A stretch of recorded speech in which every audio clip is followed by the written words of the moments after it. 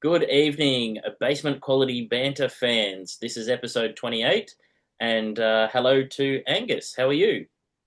Good, thanks, mate. Hello to Luke. Hey, we're both on. We're both Yeah, here. We're running the good to show go. after 2 weeks apart. That's sad. What are you drinking?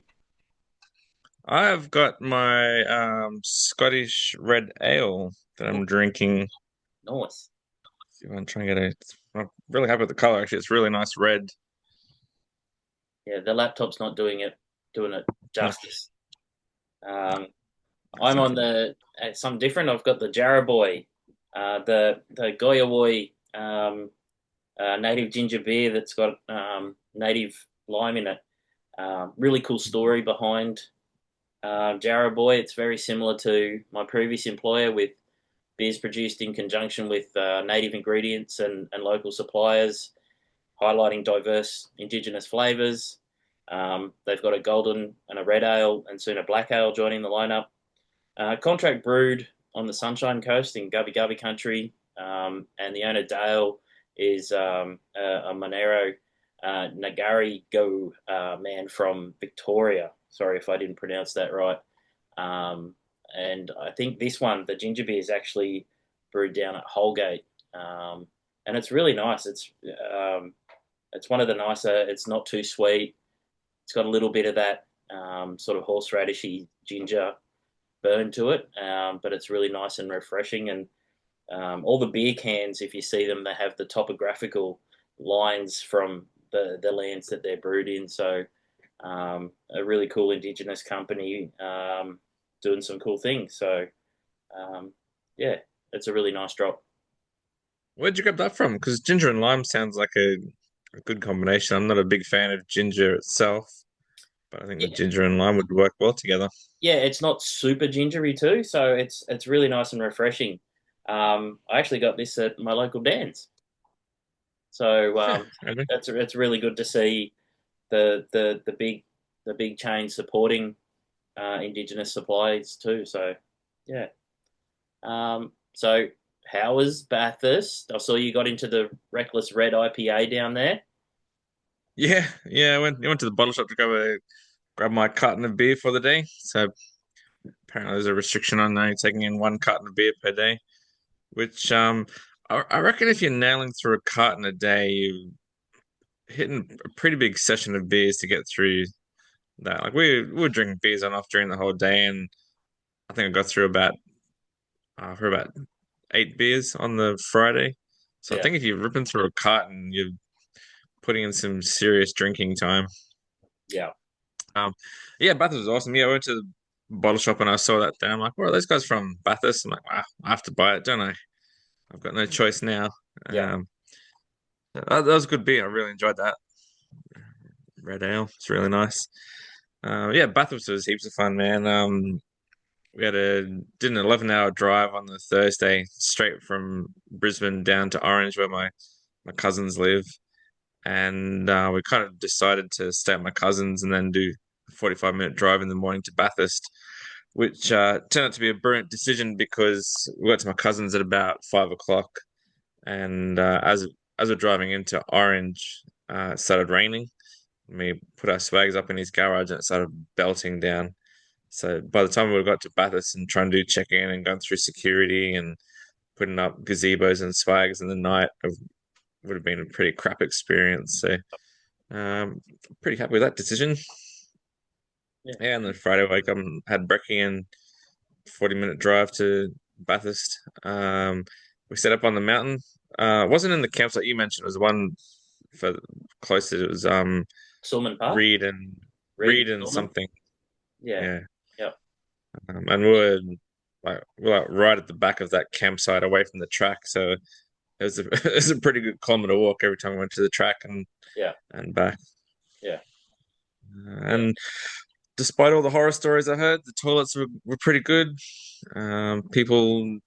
Most people, pretty much all people, kind of knocked off at about 10:30, 11 at night. So kind of all the horror stories that I heard about, Nah, I don't know, poo oh, being smeared all over the toilets and people raging until 2 a.m. yeah. They used to Um, do burnouts until the cars died, and then light them on fire up the top, and Yeah, the worst I've seen Yeah, is fireworks. They do fireworks late at night some nights too, and yeah, yeah. Well, these are all the things Matt, my brother-in-law, was telling me. He's like, "Oh yeah, they set cars on fire." I'm like, "Geez, why are we bringing children here?"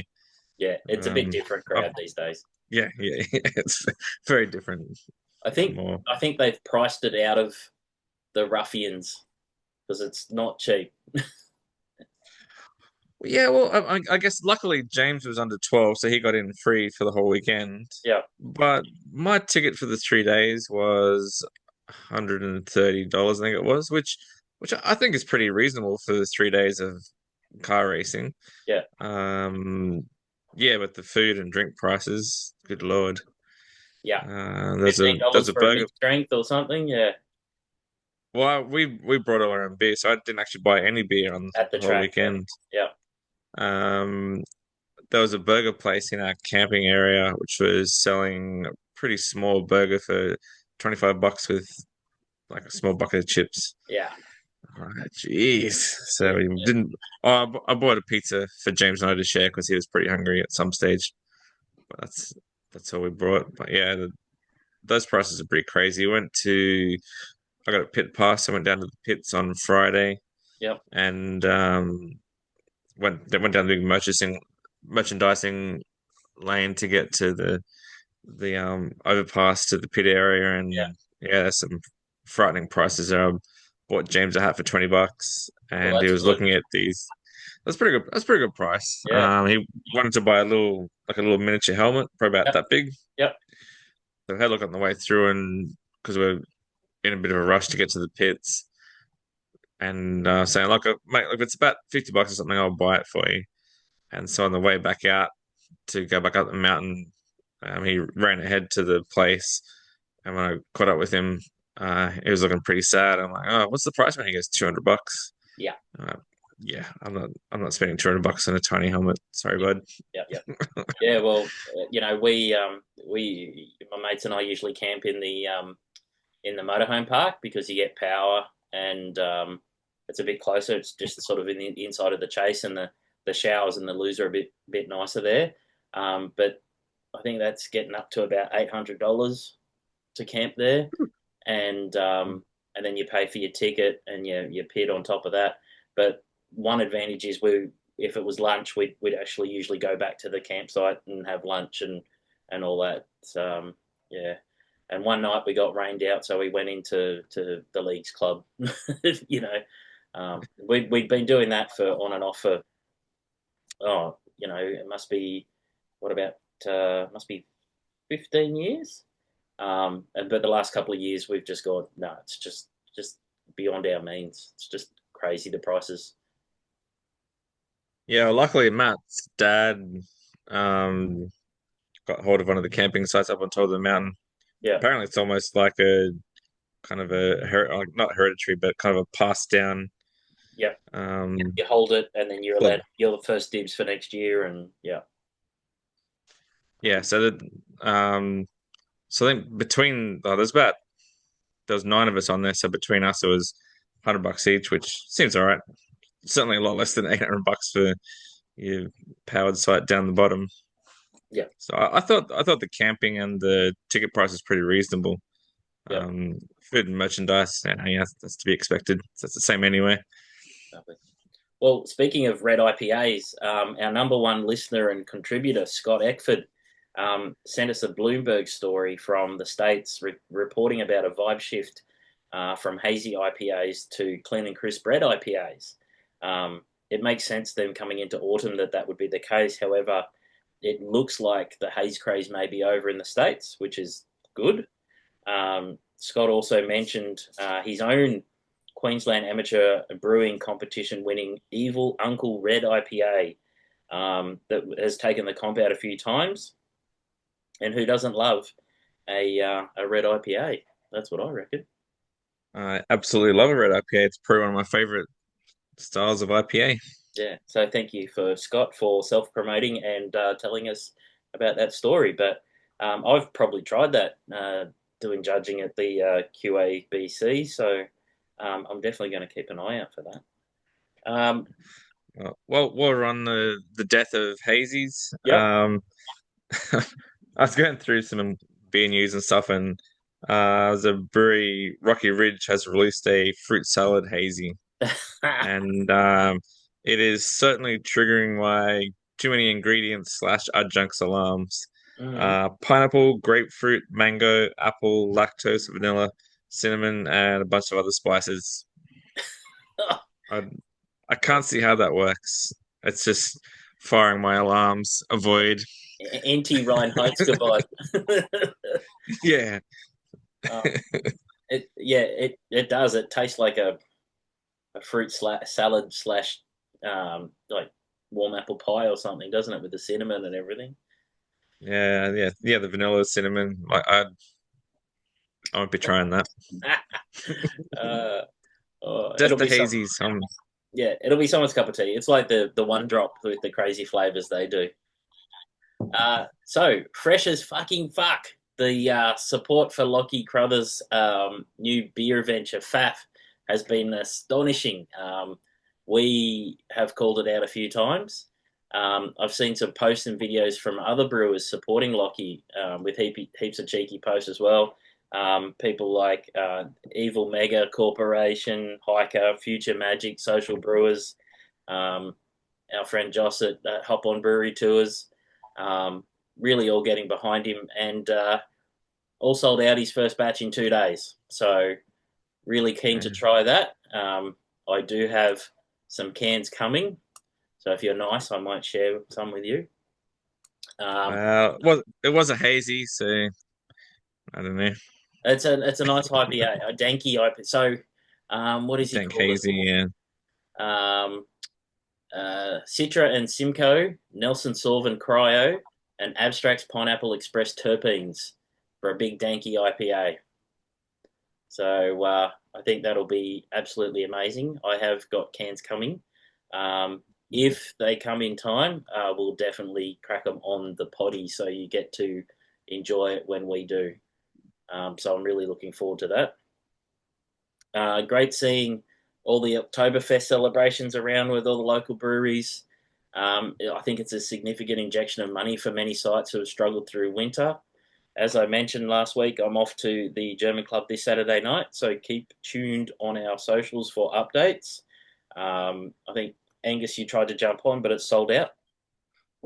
Yeah, you sent me a message at Bathurst, and I completely forgot about it and had to check for today. And yeah, actually, a lot of the sessions are sold out at That's the pretty German good, club.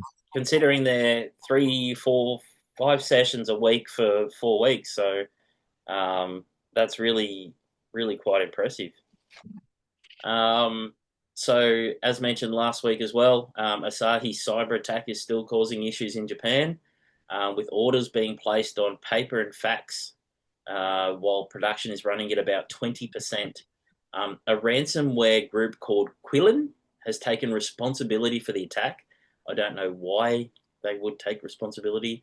They apparently facilitate other companies to do ransomware, and people usually pay. They've done big hacks in the US apparently. Japanese businesses have a reputation for not paying ransoms. However, they also seem quite vulnerable due to the honesty of their society as a whole, not putting them at the forefront of security like other unscrupulous countries. So um, they probably haven't invested as much in security in Japan as other countries. So it's quite interesting coming into Christmas. Their productions at less than 20%, and they're doing orders by fax. So um, it's been a couple of weeks now, I think. So Yeah. that's pretty 30 facilities, but it's also soft drinks and food and tea products, sparkling tea, and all the other things that they do, not just beer. So yeah, if they can get hit in such a big way, it doesn't surprise me at all. Yeah, I mean they're a big juicy target, um, and it'd be interesting to see if it has any flow-on effect for craft brews in Australia, where there's a shortage of Asahi products, which Yeah, are you know or about half of all the beer sold in Australia is Asahi. So yeah, it'd be interesting or to do we see. brew enough of it under license here? But yeah, or have they taken? I don't know, not sure. Yeah. Capital Brewing and Young Henry's have a new collab coming out that sounds delish. It's the release clip was with a bassist and a drummer in front of tanks playing Rage Against the Machines' "Take the Power Back," with the pun-worthy beer called "Take the Sour Back." They were brilliant players. I'd love to know the band. Put it in the chat if you know. But it's a raspberry and passion fruit sour, perfect for the warmer months. Only going to be released in the ACT in New South Wales. Hopefully, some will make its way up to Queensland because that sounds like an absolute banger. Another new beer is Logan's own Parenti Brewing. Sorry, have released an experimental 4.8% red lager, being a lager-only brewery named Crimson, and from all images looks amazing. So I might have to pop down and try that one too because the images were absolutely gorgeous. You had Lager. yeah, Mm. red lager, yeah.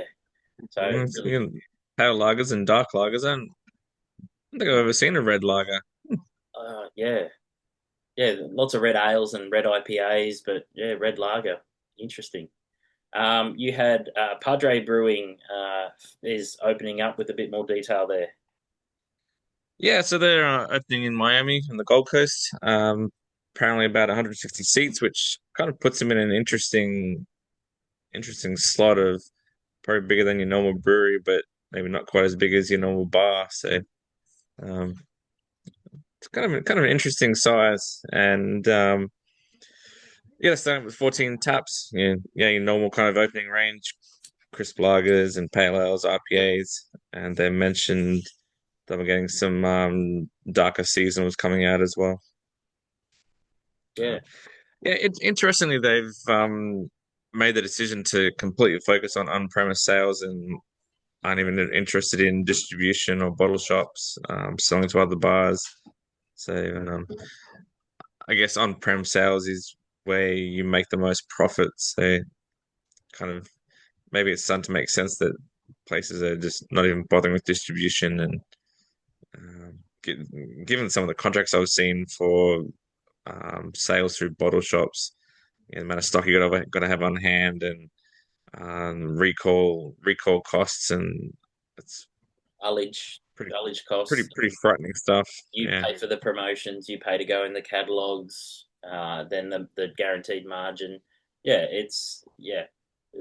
Looking after everything in house makes sense. Build the brand up, take away sales from a fridge, and then once that gets to a scalable, then you could probably look at going into some restaurants or some smaller bars or something like that. Yeah, Yeah, the way I was reading it, they just weren't even interested in that even. yeah, He was talking about what was it the Valley of Death where you get yeah, to about 1 million liters of beer a year and then you've got to jump from that to a much larger figure to start making money again. So yeah. yeah, I got the feeling they weren't even interested in sales in restaurants and bars and things.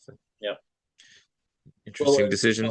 Mitch, the brewer, he's seen the ebbs and flows of black ops and things like that too. I think he still brews there. So yeah, look, I think it's a smart decision. I'm keen to see what they do. You also had Ripple Brewing is finally opening up in Beaconsfield. Yeah, so they're officially opening their doors now.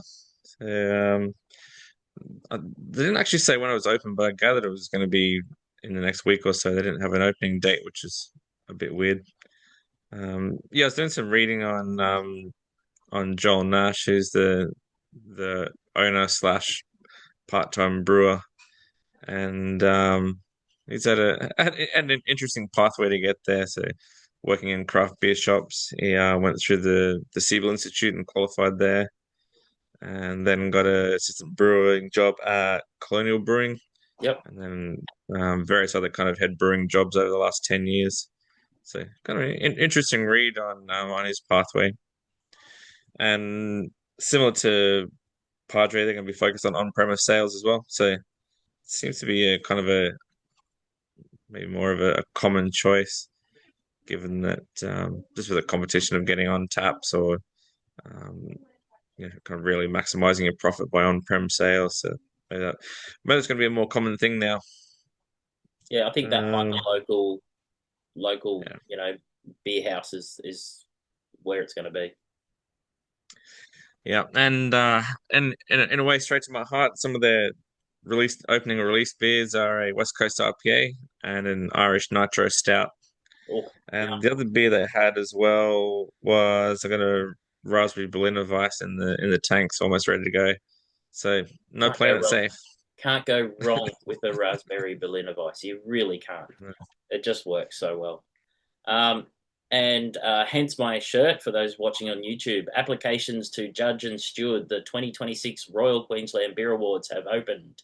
If you want to spend a few days in February with the best people in beer, celebrating success, trying amazing beers, and learning about beer competitions, I think this is one of the best in the country, considering I've done all of them. And so has Angus, actually, where you will see us and where we met. But the shocking news apparently is the outrage. The photo doesn't have Joss Caesar or yourself in it when signing up for the application. Yeah, some other random guys. No, there's a good bunch of guys in that photo. It's probably my favorite beer event of the year, the Queensland Beer Awards. Where else to get to rub shoulders with head brewers and brewery owners, um, people as mad about beer as you are. You can talk beer for 3 days straight, and everyone loves it. Yeah, And there's such good people. Like all the stewards are such a good bunch of people, and always helping out and looking out for each other. So yeah, it's probably one of my favorite beer events of the year. yeah. Well, people like yourself, and myself too. We take time off work, um, you know, rent an Airbnb or travel down Yep. or whatever it takes to get there. But like you said, we great people, all there for the love of beer. Really cool environment. 20,000 steps a day for the stewards. Throwing heaps of kegs Yeah. around for the stewards. Um, but we couldn't do the judging out the front without the stewards out the back, and I've done out the back, so I know how it works. But everyone's there as part of a team, and then we have a social night where we get to head out to a venue and have some beers and let our hair down, which I've never done, as you can tell. So look, if you haven't done it, or you haven't done it for a couple of years or something like that, definitely jump on, put your application in. I'm happy to put my name down or Angus's name down if you need a reference. Um, Yeah. just send us a message so we know, and I'd be happy to see everyone who follows us there at the event. Did you have any more beer news? My final beer news is that, well, homebrew news, maybe I should say. Despite their best efforts, the shipping company has finally delivered the main pots of my brewing system. So I spent the last couple of days putting that together just to make sure I got all the bits. So if I just turn around there, um, I got to say it's pretty intimidating. Shiny. I Look at think all those valves. yeah, it's got 33 tri clamps. I think I've got about I think I got about eight ball valves on it. Um, so it's pretty intimidating. So it's going to be definitely be beer-free batches for the first 5 or 6 brewing sessions and that till I got my handle on it. Yeah, just even But moving the liquid around. And has it got a heat exchanger, or you do that outside? no, so it's got a built-in heat exchanger. So it's got an outer pot, like an outer sealed pot, and that's Yeah, got a Hermes tube inside that, and then in a malt pipe. So from what I understand, this is your like the mash part of it here. So you yep, circulate from the pump down up through this side. That's your mash, and this is to do with the kind of the heating water in the outer pot. yeah, And so you great. got elements in the water that heat that outer water, and that's under pressure. Yep, And then you circulate your water through the Hermes tube in the outer pot. That sounds great. And the public consensus was the first actual brew is going to be a barley wine. Is that correct? Barley wine, yeah, I think so. I don't know if I'm regretting that decision or not, I might have but to come help. maybe, yeah. It's Yeah. gonna be a lot of green, and I don't know what I'm doing. So, and the other thing I've got to work on is my control system that I've built is been designed for a rim system, whereas this is a home. So I don't know how it's gonna work and or how much changes I need to make to that software to get that control in the homes. But Yeah, yeah. I don't know. I don't know if it'll be too much. Actually, I did have one more beer news released today. Actually, the Crime and Corruption Commission of Queensland has suggested that COEX, the Containers for Change company in Queensland and WA, is set to face some questioning, mainly regarding the fact that it was started up by Lion and Coke without any external tendering process. Not actually surprised. We've said on this poddy a few times that it's a bit of a flawed system um, how it gets paid for and who pays for it. So that'll be really interesting to see the outcome of that after the commission get into it. Yeah, we'll keep an eye on that. Yeah. But yeah. Um, Yeah. So moving on to sport. So from what I mentioned last week about R360, news this week at the NRL has proposed 10-year bans for players and managers looking at joining the road competition, with the Players Association said that they will fight in court if necessary. Union has added that Olympic exclusion to the representative has added Olympic exclusion to the representative list of their players. So um, it's expected to start in October next year, with matches in Tokyo, Dubai, London, and Miami, with 6 men's teams and 4 women's teams. Um, uh, they believe it's going ahead, and they've got enough. I don't know if the 10-year ban will happen with NRL. They'll probably fight it. Like I said last week, most of these Super League road competitions, after a couple of years of poor attendance and poor crowds and ratings and sponsors, they usually end up coming back to the main comps as it is. What do you think of the whole idea? Well, look, I think it'll be interesting. There seems to be a fair bit of money behind it, and I read somewhere that they'll be distributing games through YouTube. Instead So of a streaming service? yeah, so I think that sounds Interesting. kind of sounds like an interesting idea because um, I assume it's a paid it would be end up being a paid service, like and knocking that stuff for free. Mm. But interesting they didn't use an existing streaming service and um, using YouTube instead of kind of being behind, I don't know, Netflix or Well, Kano, that's what's wrong with cricket Stan. at the moment. Each comp is on a different streaming service. You can't follow each series. Yeah. Yeah, it'll be interesting to see how that plays out. Yeah, like you said, World Series cricket and Super League, they've both kind of folded. Um, but sounds like there's a fair bit of money behind this one, so maybe it'll just take longer to fold. I don't know. Mm. I mean, the NRL and the ARU will end up having court cases against them for restriction of trade. That's happened in the past um, with these new competitions and them trying to um, force players to stay and not partake in the new competition. So there'll be court cases left, right, and centre. Definitely. And I had the NRL Pacific Champions start this weekend. I love the passion and pride players have representing their countries and families. It's definitely a two-tier comp, so you'll see some big scores. I think the women's NRL team, Australian rugby league team, beat PNG by 50 points last week. So yeah, I think Toa Samoa will be hard to beat. A lot of players have alleged to Samoa. So you've got like Payne Haas and Jerome Luai. So I think it'll be a really good team this year. So I'm actually looking forward to it. I love the pre matches and the the just the culture around the Pacific Championship. So I'm really looking forward to that. Yeah. What service is that on? I assume not free to air. As far as I know, most of it is free to wear.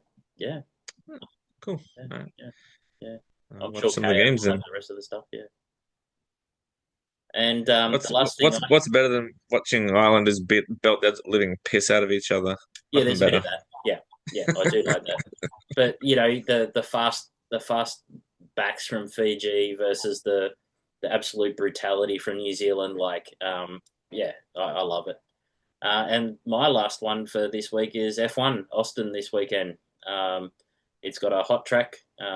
Bigger is better in Texas. I reckon there'll be some combat from the top drivers around the bends like there were last year. So I'd expect some of the big names to probably come to grief actually for some, Max, 60 points behind now. He might dig in his heels a couple of times and might push some of the McLarens off. So really interesting to see that.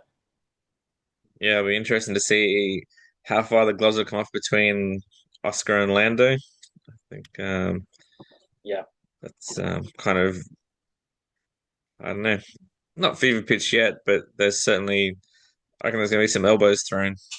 and they hired Oscar's girlfriend Lily this week as part of the marketing team at McLaren. So I don't know if that was a sorry for screwing you around, or please stay with us and don't go to another team. I'm not sure what was happening there, so that could be interesting as well.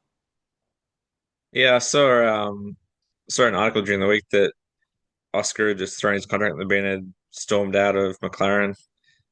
I was reading, I'm like, yes, and it was just absolute AI written dribble, but Yeah, pretty, I it think was a he's good attempt, I guess. yeah, I think he's got a smarter head than that, and I think yeah, I think he's better than that. So anyway, we'll wait and see. Great to see you again. If a certain beer arrives in the next week, we will have a special guest on next week as well. So, but they said that you don't have to wear a tie. Uh, But I'll give you more uh-oh. information about that if the beers arrive. All right, cool. So, thanks everyone for listening/watching. Um, keep in touch with us on the socials, and special guest next week if beers arrive.